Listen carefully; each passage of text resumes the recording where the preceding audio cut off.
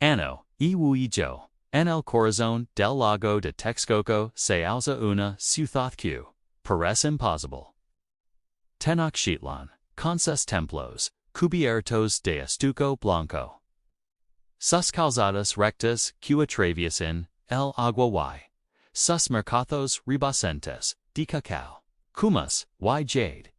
Es el centro de uno de los poderes impresionantes de Mesoamérica.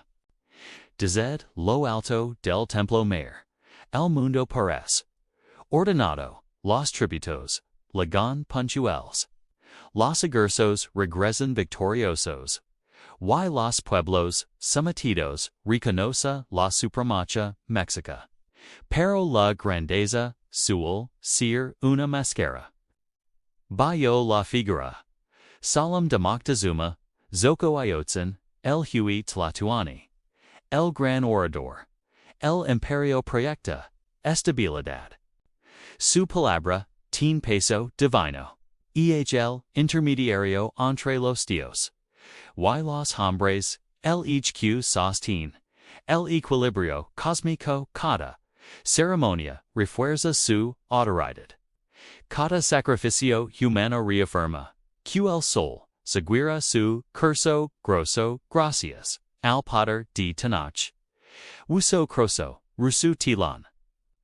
Sin embargo, cuanto alto se eleva, el poder profundos pueden volverse sus gredas. La Triple Alianza, Tenochtitlan, Texcoco y Tlacopan. Fue la maquinaria que permitió la expansión Mexica durante casi un siglo. Juntas derrotaron a Azcapotzalco y construyeron una red de dominó basada en tributo y guerra ritual. Pero, en 1519, esa alianza ya no es un pacto entre iguales. Tenochtitlan concentra cada vez más riqueza y prestigio. A Texcoco, tradicionalmente reconocido por su sofisticación cultural y jurídica, observa cómo su influencia política se diluye. Tlacopan ocupa un lugar cada vez más secundario. Comienza a parecer subordinación. En los palacios, los nobles discutan en voz baja. Las decisiones estratégicas pasan por un círculo cada vez más tirado alrededor del tlatoani, cuna suma, a diferencia de algunos de sus predecesores, guerreros, gobierna con una solemnidad distante. Ha reforzado el protocolo cortesano, elevado la barrera simbólica entre él y el resto de la nobleza, y transformado el exceso al poder en un ritual cuidadosamente controlado. Esa distancia impone respeto, pero también genera aislamiento. Mientras tanto, el sistema que sostiene la magnificencia Mexica comienza a mostrar señales de tensión. El imperio depende del tributo constante, mantos de algodón, maíz, cacao, obsidiana, plumas exóticas, metals preciosos. Cada provincia sometida de cumplir quotas estrictas no es solo una cuestión económica, sino política. El tributo es recordatorio permanente de sometimiento, y el resentimiento no desaparece, se acumula. Algunos señoríos cumplen por temor, otros esperan la oportunidad adecuada. La guerra no se detiene. La expansión ha sido el motor del prestigio, Mexica. Los guerreros obtienen rango capturando prisioneros. La élite reafirma su autoridad mediante campañas constantes. Pero esta maquinaria bélica necesita enemigos activos. Tlaxcala irreductible y orgullosa, sig fuera del control Mexica. No ha sido conquistada. Esa herida abierta nois solo militor, e symbolica, demustra ql pater, nois absoluto, y lo q, nois absoluto, puede quebras. Esto se suma, un clima, de inquietud espiritual. Crónicas posteriores, hablaron de presagios, luces en el cielo, incendios, inexplicables, voces en la noche, ms a la del mito, lo cierto es, ql pensamiento, Mexica, mercado por la idea de ciclos y catástrofes cósmicas, el mundo ha sido destruido antes, puede volver a serlo. Gobernar no es solo administrar territorios, es mantener el equilibrio del universo. Cuando el poder político se fusiona con la responsabilidad, cada decisión pesa el doble. En Tenochtitlan, la apariencia de control es impeccable. El mercado de Tlatelolco impresiona a cualquiera que lo contemple. Miles de personas intercambian, bien espacio, reglas claras. La sociedad funciona como un organismo disciplinado. Pero la disciplina no siempre significa cohesión interna. A veces significa contención. La pregunta inevitable surge al observer este escenario. ¿Qué ocurre cuando un imperio que ha crecido mediante la fuerza comienza a depender demasiado de su propia imagen de invencibilidad? En 1519, el poder Mexica domina el Valle de México. Sus ejércitos son temidos, templos majestuosos. Su estructura política aparentemente sólida. Sin embargo, debajo de esa superficie brillante se entre las intenciones políticas, rivalidades silenciosas y decisiones que han concentrado el poder hasta volverlo frágil. La historia suele recordar la caída de Tenochtitlan como el choque entre dos mundos. Pero antes de que ese choque se produjera, el imperio ya enfrentaba desafíos internos que erosionaban su estabilidad. Aquello la verdadera pregunta no es solo como el poder Mexica. La pregunta es si en el momento de mayor esplendor ya había comenzado a debilitarse desde dentro. Detrás de la grandeza visible de Tenochtitlan existía una estructura compleja sostenida por equilibrios delicados. El poder Mexica no descansaba únicamente en la fuerza militar, sino en un sistema político cuidadosamente tallado durante generaciones. Y como todo sistema que crece con rapidez, también acumulaba tensiones proporcionales a su expansión. La base del dominio era el tributo. Cada provincia conquista debía entregar productos específicos en cantidades precisas, algodón de las tierras, cacao do sur, obsidiana de regiones volcánicas, plumas exóticas, de zonas tropicales. Las listas eran detalladas, casi implacables. No cumplir significaba enfrentar represalias militares. Este flujo constante alimentaba la economía de la capital, financiaba ceremonias religiosas, y sostenía a la nobleza. Pero el tributo no solo era riqueza, era presión.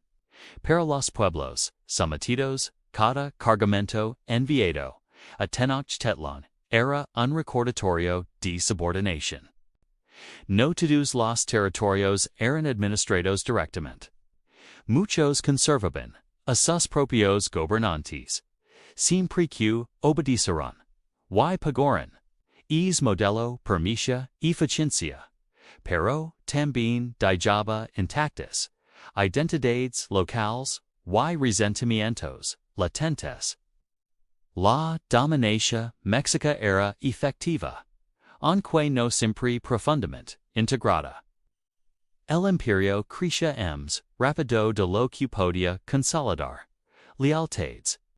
Al interior de la Triple Alianza, el reparto de beneficios también comenzaba a inclinarse originalmente. Tenochtitlan, Texcoco y Tlacopan, dividían el tributo en proporciones acordos. Sin embargo, el peso militar y simbólico de Tenochtitlan fue aumentando con el tiempo. Cada vez más prestigio y con ello influencia real sobre decisiones estratégicas. Texcoco celebra por su tradición jurídica y cultural bio, Nezahual Coyotl, había sido pilar intelectual del bloque aliado. Pero tras la muerte de sus grandes líderes, su posición perdió fuerza frente al dinamismo político mexica. La alianza no se rompió, pero comenzó a desequilibrarse. Cuando uno de los socios acumula demasiado poder, la cooperación se transforma en dependencia. Y esa asimetría no siempre se expresa en rebelión abierta. A veces se manifiesta en dudas silenciosas, en decisiones tardías, en lealtades condicionadas. Dentro de Tenochtitlan, el orden social también refleja tensiones sutiles. La sociedad mexica estaba requisita con precisión. Nobles pipiltan, plebeyos maquiltan, comerciantes de larga distancia prácticas, artesanos especializados y esclavos. Cada grupo tenía funciones claras. Pero el ascenso dentro de esta estructura dependía, en gran medida, del mérito militar.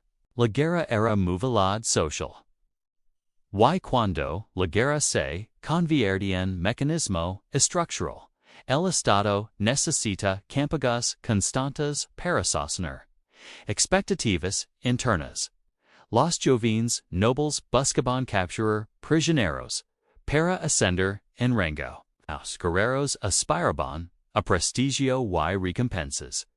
Los sacerdotes interpretaban cada victoria como señal de favor divino. La expansión no era solo política, era ideológica. El imperio necesitaba enemigos activos para justificar su propia narrativa de misión sagrada. Sin embargo, mantener enemigos activos implicaba mantener frentes abiertos. Tlaxcala se mantenía independiente, rodeada pero no sometida. Las llamadas guerras floridas permisión enfrentamientos ritualizados. Pero también mantenían melahetzeleda permanente, no era una frontera pacificada. Era una herida estratégica constante. Mientras el poder Mexica dependerá de la guerra para reafirmarse, cualquier interrupción prolongada podía generar desequilibrios internos. A esto se sumaba la creciente sacralización del poder. Moctezuma II había elevado el ceremonial cortesano a niveles sin precedentes. El acceso al tlatoani se volvió más restoido. Se reforzó la imagen de gobernante casi intocable, separado del contacto cotidiano. Y se sacralidad aumentado, pero también reduce la retroalimentación directa. El gobernante se volvía más distante justo cuando el sistema requería sensibilidad. En los palacios, distintas facciones nobles competían por influencia. Linajes antiguos defendían su prestigio frente a nuevos ascensos militares. Con sus redes comerciales que se extendían más allá de las fronteras imperiales, quiras imperiales acumulaban información y riqueza. El equilibrio interno requería negociación constante. La estabilidad mexica No era un bloque monolítico. Era una red de acuerdos. Recompensas, temores y expectativas. Mientras la capital brillaba sobre el lago, el imperio funcionaba como una maquinaria compleja cohesión dependía de múltiples engranajes sincronizados, tributo continuo, expansión militar, legitimidad religiosa, equilibrio entre aliados, y control interno de la nobleza. Cualquier alteración en o de esos elementos podía, llanos y en todo llams, en todo el sistema. En apariencia, nada amenazaba seriamente al poder Mexica en 1519. Pero las condiciones estructurales revelaban una realidad menos sólida de lo que sugerían los templos monumentales. La dependencia del tributo generaba resentimiento. Concentración del poder debilitaba la alianza. La guerra constante criba expectativas difíciles de sostener.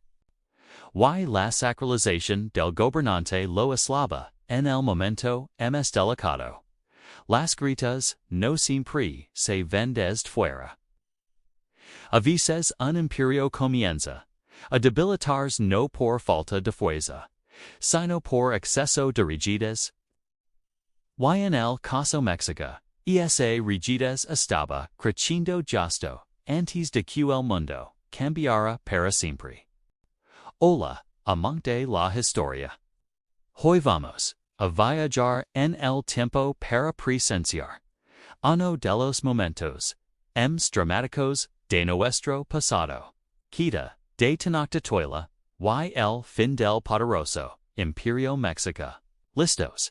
Imaginen una ciudad construida sobre el agua, con canales en lugar de calles, y pirámides que rozan el cielo. Esa era Tenochtitlan, el corazón de un imperio que dominaba gran parte de Mesoamérica. Los mexicas, también conocidos como aztecas, eran guerreros, astrónomos y artistas excepcionales. Su sociedad era compleja, y su poder parecía inquebrantable. Pero en el hueyo, todo cambió. Desde la costa, llegaron noticias de hombres extranjeros con piel pálida, barba y montados en bestias desconocidas. Eran los conquistadores españoles, liderados por Hernán Cortés. Moctezuma, el emperador Mexica, creyó que Cortés podría ser la encarnación del dios Quetzalcóatl, que según las profecías regresaría desde el este. Esta creencia inicial, sumada a la curiosidad, la llevó a recibir a los españoles en su magnífica ciudad. Pero la convivencia pacífica duró poco. La ambición de los españoles por el oro y su afán por imponer su religión chocaron frontalmente con la cultura mexica. Cortés tomó a Moctezuma como rehén, generando una tensión que explotó en una rebelión popular. Durante la llamada Noche Triste, los españoles tuvieron que huir de Tenochtitlan, sufriendo enormes bajas. Parecía una victoria para los mexicas, pero few temporal Cortés no se rindió. Se refugió en Tlaxcala, donde forjó una alianza crucial con pueblos indígenas que estaban sometidos y resultados con el dominio mexica. Esta alianza fue clave. No fue solo un puñado de españoles contra un imperio, sino una guerra civil a gran escala, con miles de guerreros nativos luchando junto a los conquistadores.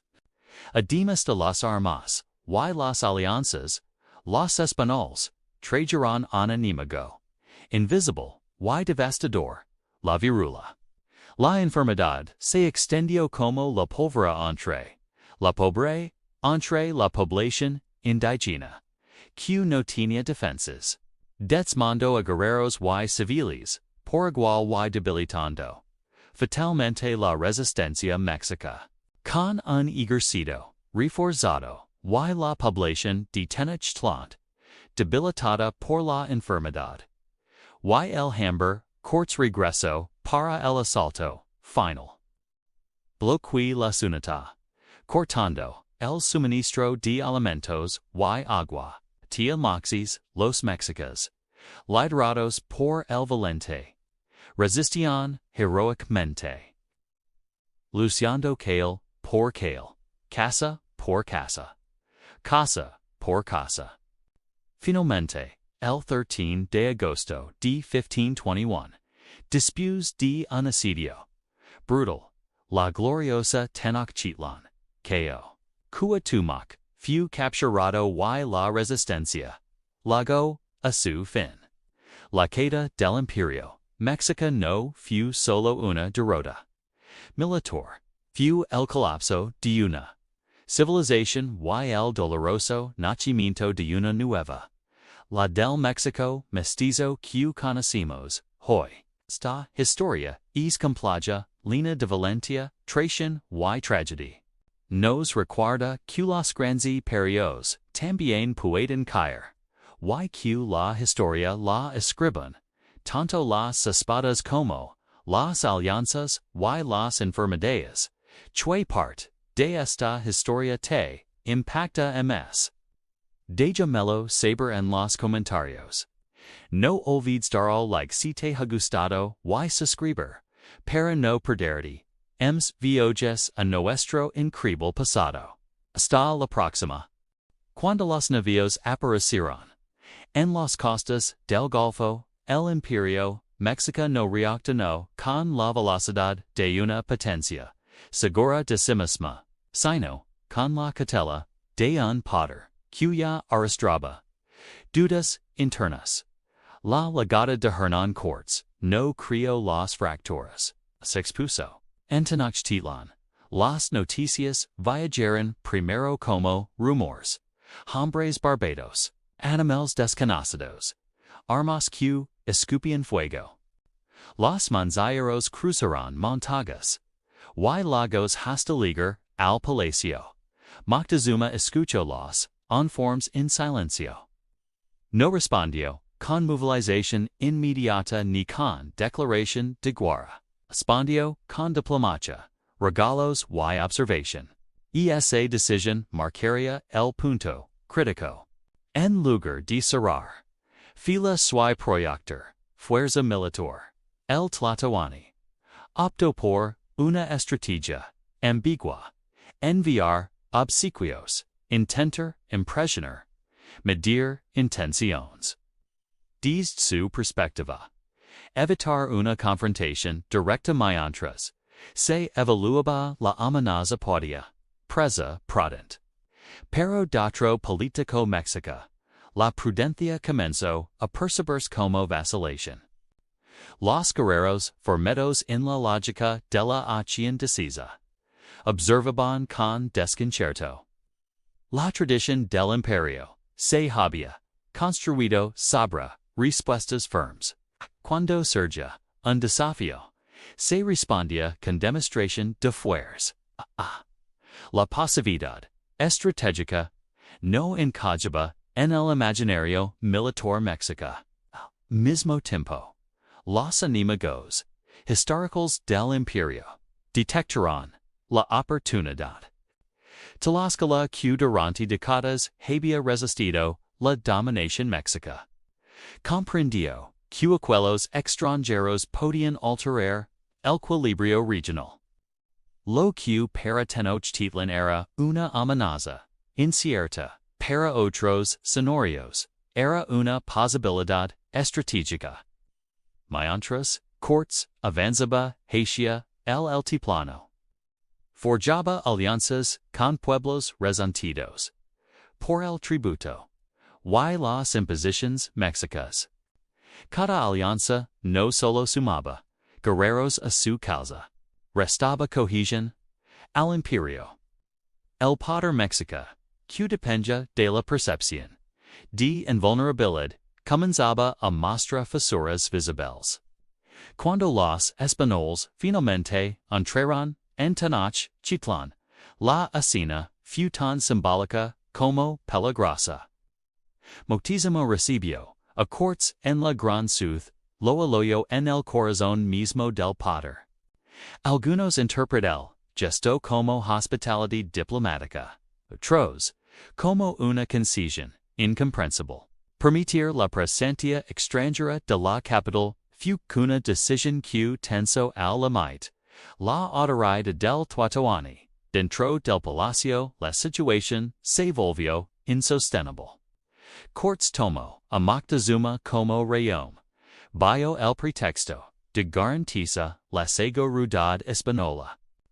El gobernante, MC poderoso, de Mesoamérica quedó, en la práctica, bajo control de un contingente extranjero reducido. Aunque la estructura administrativa México continuaba funcionando, el símbolo supremo del poder estaba comprometido. Cus, la percepción, lo era todo. En las calles de Tenochtitlan, el desconcierto creció letters.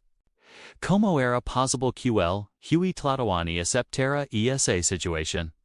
Se trataba de una estrategia calculada o de una rendición disfrazada. Nobleza comenzó a dividirse entre quienes defendían la cautela y quienes exigían acción inmediata. La tensió su punto de quiebra durante la ausencia temporal de cortes, cuando Pedro de Alvarado ordenó la mesa cor en el Templo Mayor durante una ceremonia religiosa. El ataque contra la élite mexica no fue solo una agresión militar. Fue una profanación simbólica. La sangre derramada en el espacio sagrado destruyó cualquier posibilidad de convivencia diplomática. La ciudad estalló. El pueblo y los guerreros se levantaron contra los españoles. Las calzadas se convirtieron en campos de batalla. El equilibrio interno que ya estaba debilitado colapsó bajo la presión. Moctezuma, prisionero y desacreditado, intentó calmar a su gente. Seg las granidas, fue recibido con piedras y insultos. Que seguido, cultivado durante ecos se transformó en ruptura definitiva. El Pada Mexica ya no era una estructura cohesionada. Era un campo de fuerzas enfrentadas. Quita na vuelta. En varianas, contradictorias, simbolizó la quita de la autoridad central. No fue solo la pérdida de un gobernante. Fue el derrumbe del principio que mantenía al sistema político y religioso. La legítima sagrada había sido herida públicamente. En ese momento, el imperio no luchaba solo contra un enemigo externo, acumulada de sus propias tensiones internas, rivalidades nobiliarias, resentimientos provinciales, dependencia del tributo, sacralización alante del poder. La llamada noche triste, cuando los españoles huyeron temporalmente de la ciudad, demostró que la capacidad militar México seguía siendo formidable. Pero la victoria parcial no reparó la fractura estructural. El liderazgo había sido cuestionado. La alianza estaba debilitada. Las lealtades eran manos firmes. El clímax no fue únicamente armado. Fue la revelación de que el imperio, en el momento más crítico, no pudo actuar como un bloque unificado. Cuando el poder necesita cohesión absoluta y encuentra división, el desenlace se vuelve cuestión de tiempo. La transformación ya era irreversible. La muerte de Moctezuma no cerró la crisis. La aceleró con el huey tlatoani. Fuera del escenario, el imperio Mexica tuvo que improvisar. Liderazgo, en medio del asedio. No hubo transición ordenada ni deliberación prolongada. La urgencia sustituyó al protocolo. Cuitláhuac, hermano de Moctezuma, asumió el poder en un momento extremo.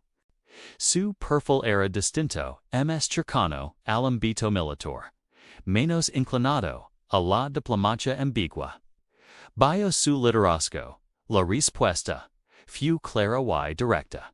La resistencia se reorganizó con rapidez. Los españoles, acorralados y debilitados, se vieron obligados huir de Tenochtitlan en la noche que pasaría a la historia como la noche triste. Fue una victoria táctica contundente. Decenas de europeos murieron ahogados en los canales o abatidos en las calzadas. El tesoro acumulado se convirtió en peso mortal. Por un instante, parecía que el poder Mexica recuperaba el control. Pero el daño estructural ya estaba hecho. La capital había sido escenario de combate interno. El símbolo de invulnerabilidad había sido expuesto. Y mientras los españoles se replegaban hacia Tlaxcala para reorganizar, otro enemigo invisible comenzaba a expandirse por la ciudad. La virula llegó sin aviso, propagándose con rapidez devastadora entre una población sin defensas inmunológicas. La enfermedad no distinguía entre guerreros, nobles o sacerdotes. Arrasó barrios enteros, paralizó la producción y sembró terror. Cuitláhuac mismo murió, víctima de la epidemia, apenas meses después de su el poder. El imperio perdió a su segundo líder, en plena crisis. La sucesión volvió a ser apresurada. Moca Jovan Pero, decidido, fue elegido como nuevo tlatoani.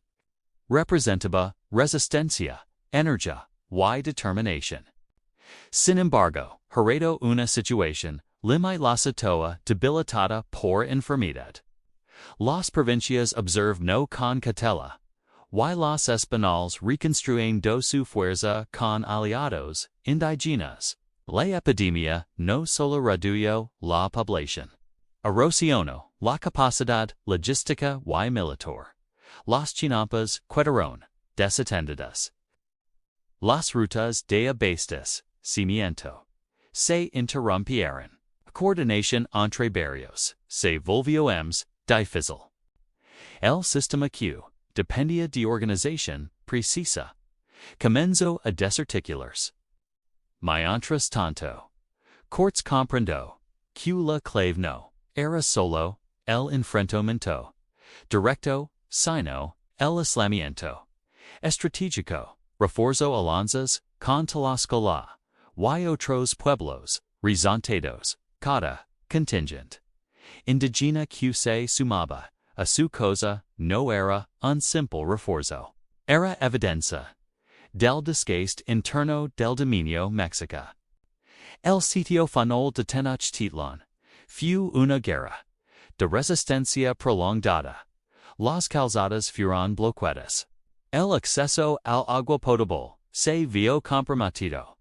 La hambruna comenzó a extenderse.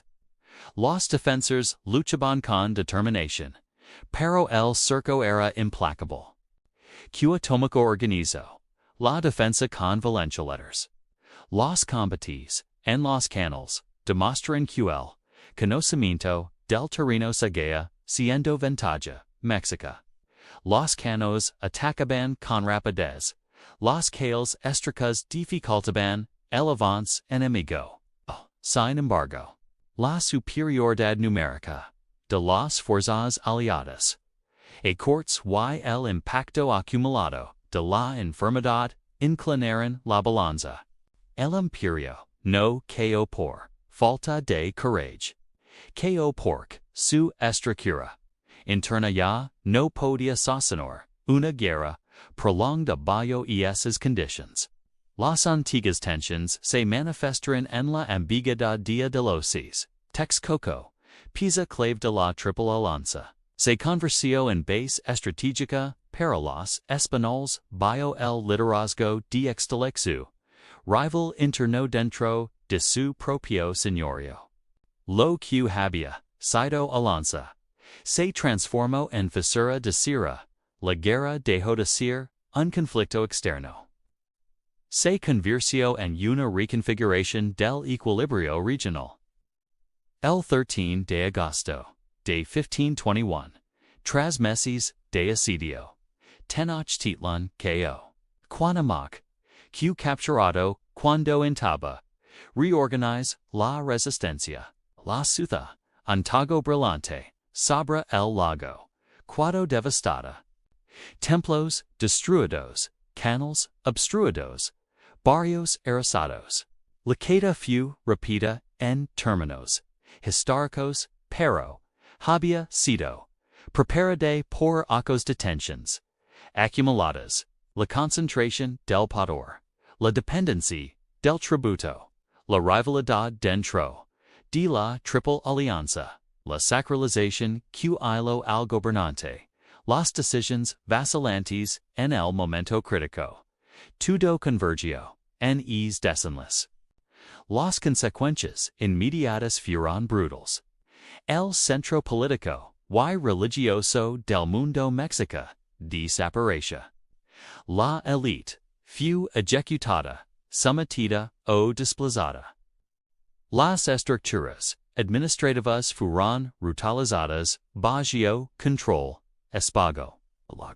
Comenzó a transformarse. La ciudad indígena dio paso a la constitución de una nueva capital colonial.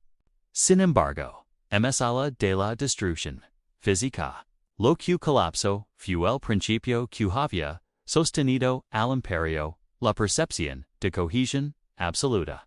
Cuando esa percepción se fracturó, los ánimos internos y externos encontraron espacio para actuar.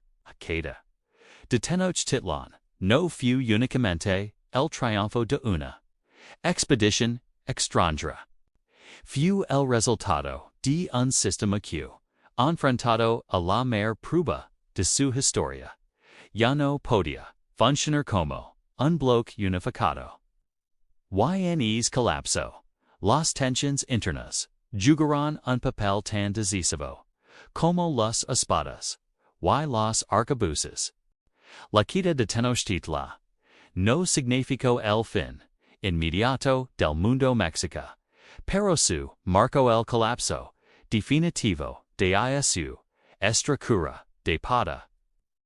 Lo que durante casi un siglo había sido el eje político, militar y religioso del centro de Mesoamérica desapareció en cuestión de meses.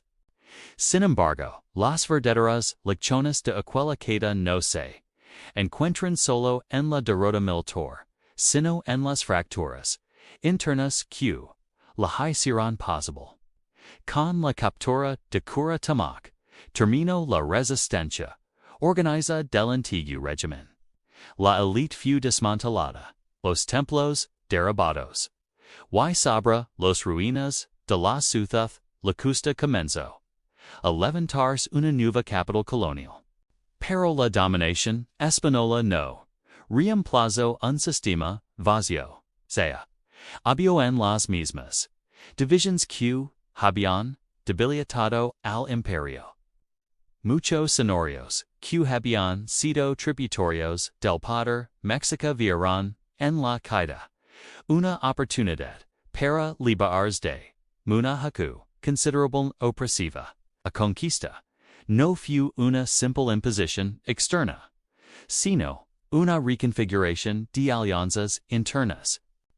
Las rivalidades que antes se contenían bajo la fuerza de Tenochtitlan se transformaron en calibraciones estratégicas con el nuevo poder.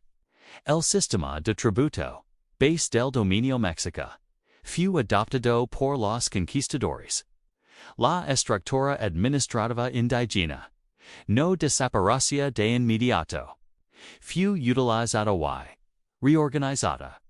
Eso revela una realidad incómoda. El imperio había construido una red eficiente, pero también rígida. Sa misma rigidez facilitó su utilización por otro poder central, cuch/sucesiva. En Tenochtitlan, fue una fortaleza, mientras el centro permaneció intacto. Cuando el corazón cayó, el cuerpo no pudo sostenerse. A largo plazo, la caída del poder Mexica transformó el equilibrio político de Mesoamérica. La Triple Alianza dejó de existir. Texcoco, que alguna vez fue socio-intelectual y político de Tenochtitlan, perdió su posición privilegiada. Tlacopan quedó relegada. Las antiguas jerarquías fueron desplazadas por un nuevo orden colonial basado en encomiendas, conversions religiosas y reorganización territorial. Pero a la de la transformación política, la historia deja una reflexión profunda sobre el ejercicio del poder. El Imperio Mexica había logrado consolidar dominio sobre de todos los territorios en pocas generaciones. Su éxito se basó en disciplina militar, organización tributaria y legitimidad religiosa. Sin embargo, esos mismos pilares contenían vulnerabilidades. La dependencia de la expansión constante generaba enemigos permanentes. La presión tributaria alimentaba resentimientos latentes. La sacralización del gobernante dificultaba la adaptación flexible ante crisis inesperadas. Cuando el desafío llegó en forma de expedición extranjera, el imperio necesitaba cohesión total. En cambio, enfrentó la prueba con alianzas tensas, liderazgo cuestionado y estructuras debilitadas por decisiones previas. La lección histórica no es que el poder Mexica fuera débil, fue extraordinariamente eficaz. La lección es que ningún sistema, por imponente que parezca, es inmune a la erosión interna. La fortaleza visible puede ocultar desequilibrios acumulados. Además, la narrativa simplificada de la conquista, como choque inevitable entre dos civilizaciones, pierde profundidad cuando se observan las tensiones previas. El desenlace de 1521 no fue únicamente resultado de tecnología o estrategia europea. Fue también consecuencia de dinámicas internas que estaban en movimiento. La historia del poder Mexica nos obliga a amar a sala del momento espectacular de la caída. Nos invita a analizar procesos largos, decisiones políticas, reconfiguraciones de alianzas, transformaciones en la cultura del liderazgo. También plantea una pregunta universal que ocurre cuando en estado con lealtad. El dominio basado, principalmente en la imposición, puede garantizar obediencia o obediencia, pero no necesariamente fidelidad duradera. Cuando surge una alternativa, aquellos que han vivido bajo presión pueden optar por el cambio. En ese sentido, las alianzas indígenas que acompañaron a los conquistadores no fueron simples traiciones, sino expresiones de tensiones acumuladas durante años. La caída del poder Mexica no borró su legado cultural. Lengua, tradiciones, memoria y cosmovisión sobrevivieron. Y se transformaron. A la historia posterior de México no puede entender sin reconocer la profundidad de aquella civilización. Pero tampoco puede ignorarse que su declive fue acelerado por decisiones internas que limitaron su capacidad de adaptación. En última instancia, el caso Mexica revela, un patrón recurrente en la historia de los imperios. La amenaza externa suele ser el catalizador final. Las fracturas decisivas suelen gestarse desde dentro. Tenochtitlan brilló como una de las impresionantes de su tiempo. Su caída no fue inevitable desde su origen, pero sí se volvió probable cuando el equilibrio interno comenzó a resquebrajarse. Squeeza la lechon más poderosa. Ningún imperio, si en el momento de su mayor debilidad, visible, cuando, en el instante de mayor desafío, ya no logra sostener su propia cohesión,